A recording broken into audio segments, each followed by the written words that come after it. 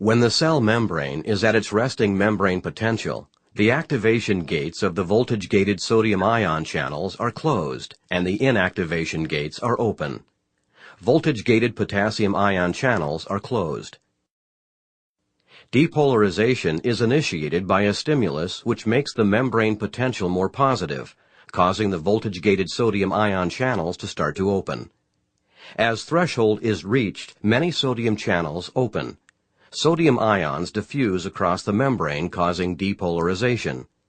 Voltage-gated potassium ion channels also begin to open, but more slowly. Therefore, depolarization occurs because more sodium ions diffuse into the cell than potassium ions diffuse out of it. As the membrane potential approaches maximum depolarization, the inactivation gates of the voltage-gated sodium ion channels begin to close, and the diffusion of sodium ions decreases. The potassium ion channels remain open, and potassium ions continue to diffuse out of the cell. The increased potassium ion permeability lasts slightly longer than the time required to bring the membrane potential back to its resting level. The extra efflux of potassium ions causes the membrane potential to become slightly more negative than the resting value.